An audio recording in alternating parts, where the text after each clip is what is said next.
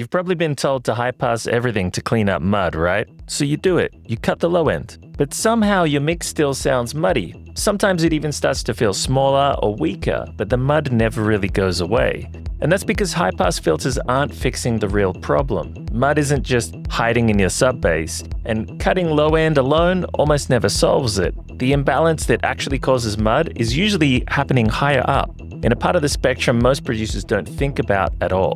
In this video, I'm going to show you where that imbalance really is and how to fix a muddy mix without relying on high-pass filters as the main solution. Now, if you've been cutting lows for years wondering why your mixes still sound muddy and distant, this is going to make a lot of things click. But why listen to me? Well, I've toured 33 countries, had multiple number ones on Beatport, signed hundreds of records to the world's top labels like Armada, Spinnin', Toolroom, Defected, as Bassclef and Analog Soul, and since 2016 I've been helping producers like you finish great songs fast and get a pro sound.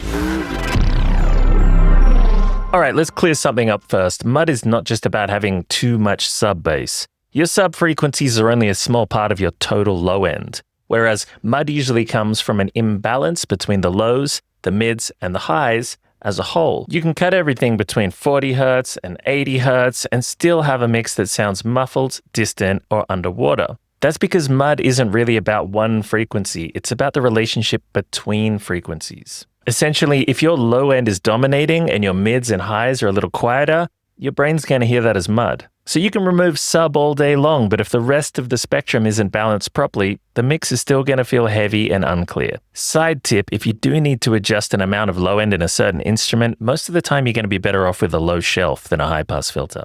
But these high-pass filters, they're not bad tools. They're great when you have excess sub that doesn't belong there. But they're almost never the right primary solution for mud. Here's the problem. A high-pass filter is basically an on and off decision. Everything below the cutoff is gone. Everything above stays exactly the same. So if the real issue is that your mids and highs are too quiet, the high-pass filter doesn't really fix that relationship enough. In some cases, it even creates new problems. You can lose weight, you can lose impact, but the mix can still feel cloudy. That's why people end up saying things like, I cut so much low end, but it's still muddy, because the tool they're using isn't addressing the real imbalance. Like, check this out. I'll play this example muddy mix, then I'll load up some high-pass filters onto the kick, the bass, the drums, the lead, and play you that, and then I'll play you the properly balanced mix, and hear the difference.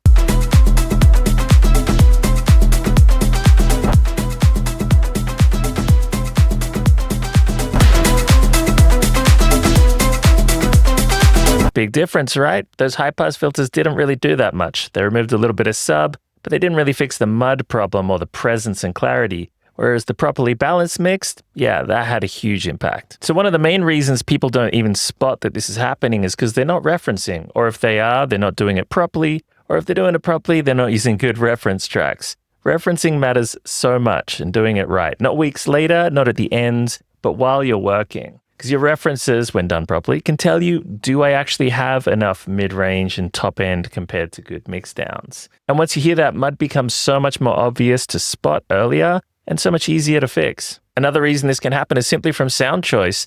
Like, for example, if you had a dark kick drum like this, or even worse like this, you're going to end up balancing your whole song around that, especially if you're not referencing. You'll listen to the relative mids and treble of that kick drum, and you'll balance your other mid-range and treble parts around it. And without you even noticing, you've got the best intentions, but it's going to end up muddy. Now, if we remove that and go back to the normal kick, it's much brighter, has much more mid-range. Now check that out when it's inserted into the muddy mix, but we have a kick that is actually more tonally balanced. It makes you also really notice how muddy the mix is behind it, and it makes it much more clear what to do next.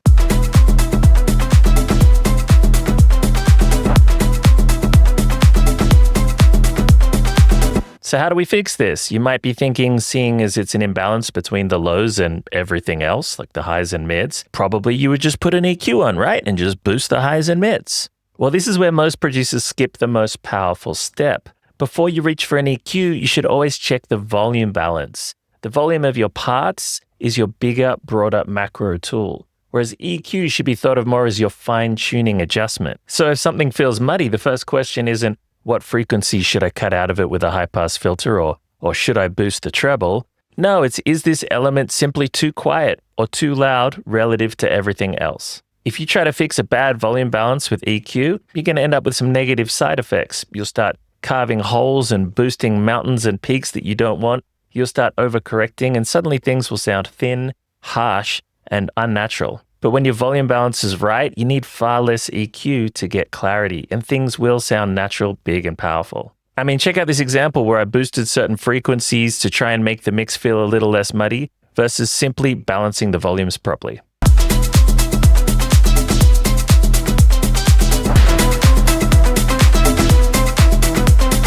Notice how everything feels more natural, full, and powerful? That's because mud is usually a levels problem first rather than an EQ problem. So remember, get your levels right first and only use EQ to fine-tune them if necessary. But here's the part most producers don't realize. This kind of problem shouldn't be something you discover weeks later. You shouldn't finish a track, listen back, and suddenly realize, oh, this is muddy. If your process is set up properly, this kind of imbalance becomes obvious while you're working.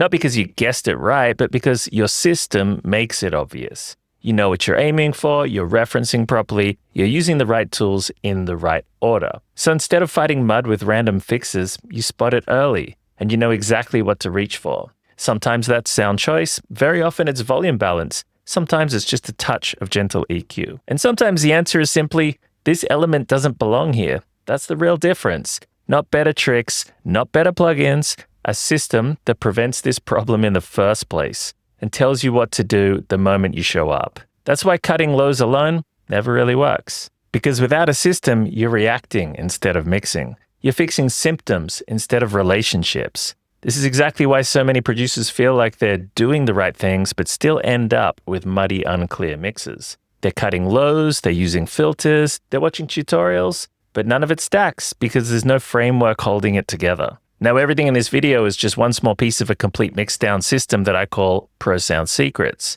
Inside, I teach that full system end to end. How to choose sounds that work, how to balance them properly, how to EQ with intention, how to reference correctly, and how to verify that your mix is actually release ready. Not guessing, not hoping, but instead confidently knowing. The course only opens a few times a year because it includes live group calls and direct feedback with me, so I keep it intentionally small. There's only 10 spots available each time. And because of that, it often fills up. So if this video connected for you and you don't want to miss out on the next enrollment, the smartest move is to just get on the free VIP waitlist. That puts you first in line before anything goes public and gives you the best chance of actually getting a spot. There's no commitment, it just keeps the door open. You'll find the link below. All right, see you in the next one.